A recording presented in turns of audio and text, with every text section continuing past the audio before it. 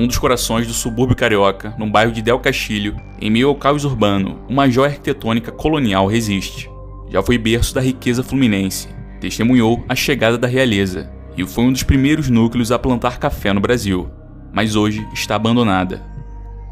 No vídeo de hoje, vamos conhecer a história da Fazenda do Capão do Bispo.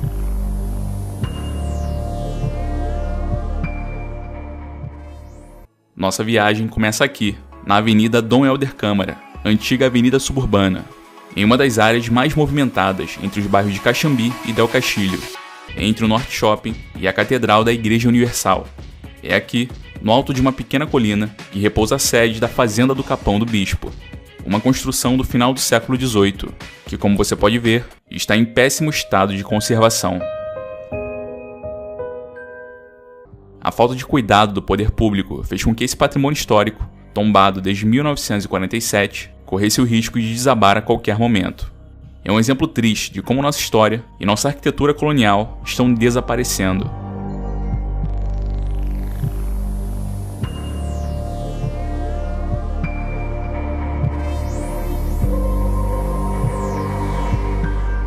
A fazenda surgiu a partir de uma doação de terras feita por Estácio de Sá aos jesuítas, logo após a fundação do Rio.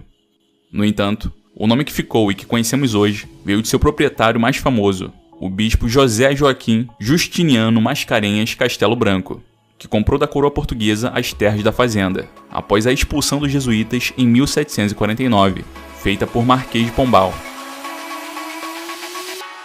Ele foi o primeiro bispo nascido no Brasil e o responsável por transformar um conjunto de pequenas propriedades em um vasto conglomerado. A partir de 1778, o bispo começou a comprar terras na região de Inhaúma, abrangendo uma vasta área que se estendia por várias freguesias, como Inhaúma, Engenho Velho, Engenho Novo e São Cristóvão.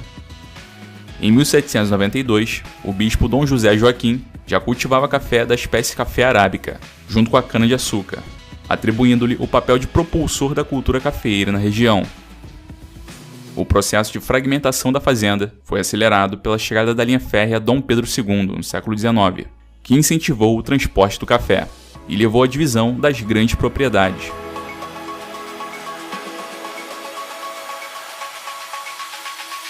A própria fazenda que conhecemos hoje, chamada O Capão, só foi adquirida em 1794, por meio de um procurador.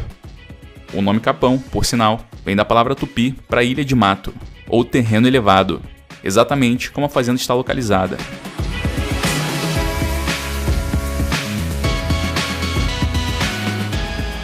A importância da Fazenda do Capão do Bispo transcende a beleza de sua arquitetura.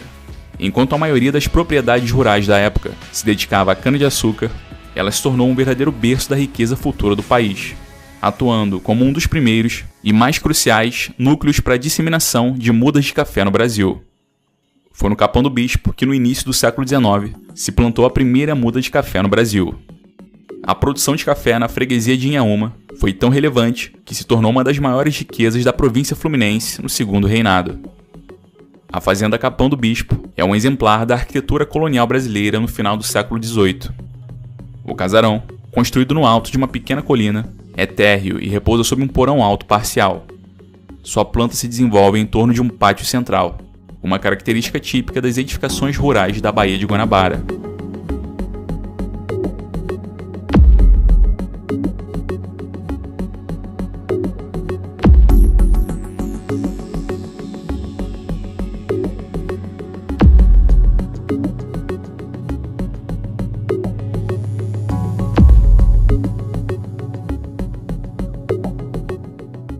A fachada principal é marcada por uma varanda com colunas toscanas de alvenaria e uma escada lateral de pedra. O acesso ao interior se dá por 6 portas de madeira, com verga em arco abatido. A casa também possui janelas de guilhotina, e é um dos poucos casarões de engenho remanescentes na região. Sua arquitetura é comparável à Fazenda do Columbandê, que fica no município de São Gonçalo.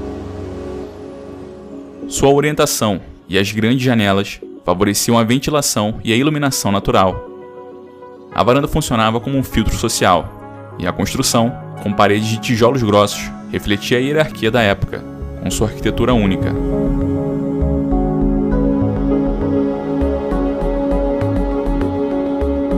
A Fazenda do Capão do Bispo foi tombada pelo IPHAN em 1947, o que teoricamente a protegia, mas a história recente do imóvel é uma montanha russa. Nos anos 1950 e 1960, foi ocupada por cerca de 30 famílias e sofreu danos consideráveis. A salvação parecia ter chegado nos anos 70, quando o IPHAN fez um trabalho de restauração e instaurou um museu rural e um centro de estudos arqueológicos. O Instituto de Arqueologia Brasileira, inclusive, ocupava o local desde 1974. Mas infelizmente, apesar de todos esses esforços, o casarão voltou a ser vítima do abandono, chegando ao estado em que se encontra hoje.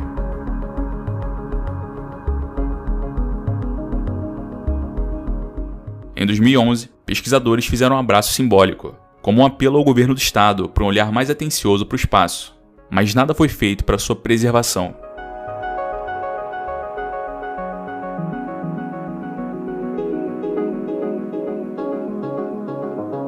Recentemente, em uma matéria de dezembro de 2024, dizia que a Fazenda do Capão do Bispo foi incluída no novo Programa de Aceleração do Crescimento, o novo PAC do governo federal.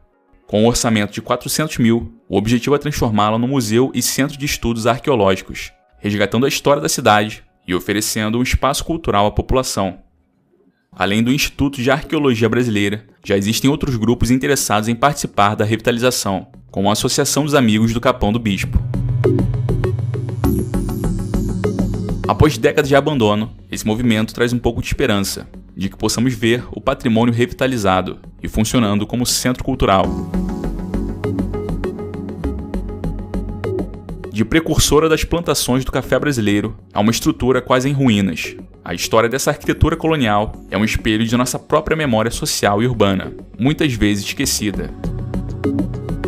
E você, já passou pela Dom Helder Câmara e reparou que tinha essa antiga fazenda? Ou conhece alguma outra história que não foi citada nesse vídeo? Escreva aqui nos comentários.